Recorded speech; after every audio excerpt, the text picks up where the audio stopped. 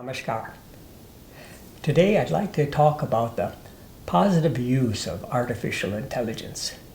Many people are wondering, as more and more intelligent machines are replacing humans, how their work will be guaranteed, what type of jobs will be available for them in the coming years.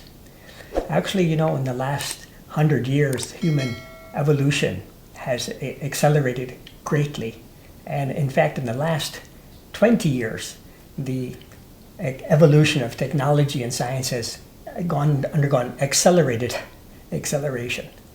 I remember my first hand phone in 2003 was a big Ericsson, didn't even fit into my pocket back then.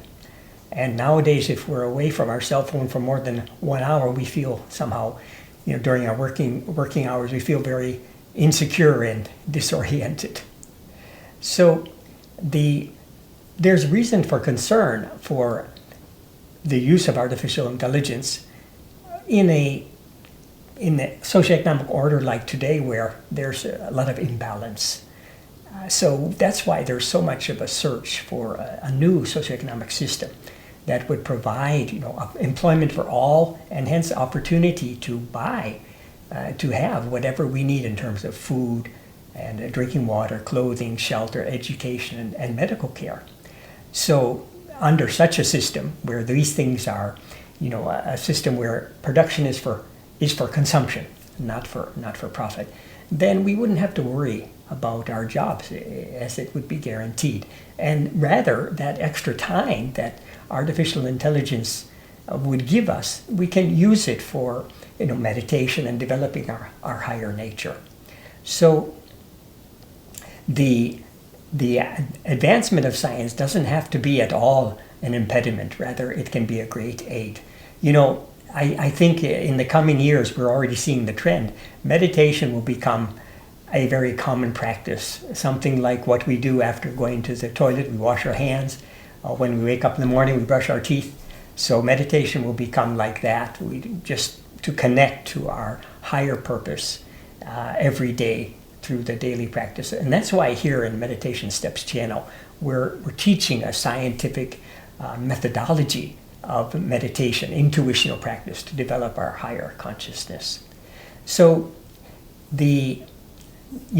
as human beings, we're the most evolved organisms on this planet. We've been here since the first living organisms, 4.5 billion years. We have evolved and evolved and evolved, and so we are the most complex organisms on this planet. So as science continues to develop, unlocking the mysteries of our bodies and minds, we're also getting a chance through meditation to unlock the mysteries of our mind.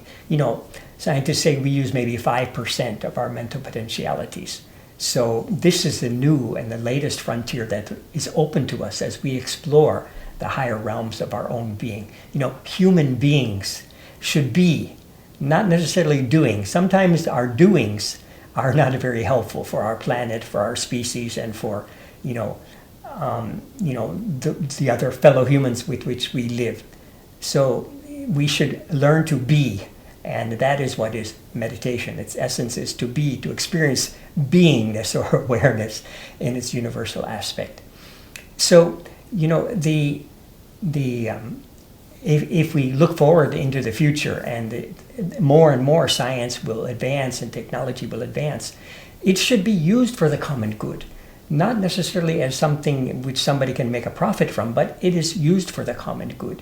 But of course, we have to provide incentives for those genius who can create these great things, these inventors. We call them in Sanskrit rishis, or great sages. And we are benefiting from those inventions today. And we will continue to. But when civilization lags behind the development of science, that signals a very risky time for that civilization. Example is the Roman civilization. It declined. One of the reasons, of course, of its decline was the lack of parallelism between the development of science. It had provided so much comforts and material pleasures that people lost their moral and spiritual values. And that led, especially the leaders, that led to the decline of the Roman civilization. So they have to go hand in hand, the development of civilization and the development of our culture, our civilization, our mind, and that's where meditation plays a very important role. going forward, my master has written way back 60 years ago, he had written that, one tablet will suffice for all the nutritional needs every day. And instead of communicating by, cell phone or by chat messages, we'll be communicating telepathically. And instead of moving with a car or rocket from country to country or planet to planet, we will be moving with our subtle bodies. And already we're seeing test tube babies. The more we develop this science of reproduction in test tubes, then the human capacity, that physical creative capacity, will transform into mental creativity through art, through music, and subtler pursuits, aesthetic pursuits. And finally, spiritual creativity, that realm where we know the secrets of creation. So I'd like to encourage you to continue your meditation. It's hard. It's not an easy practice. We're developing that intuitional level of mind, and we're unlocking the mysteries of our higher consciousness. But rest assured, this is the first. We are the first of a new generation of humans that will populate everywhere on this tiny planet Earth as it moves towards its next evolutionary leap. So please continue and join and increase this movement towards greater and greater consciousness. Thank you. Namaskar.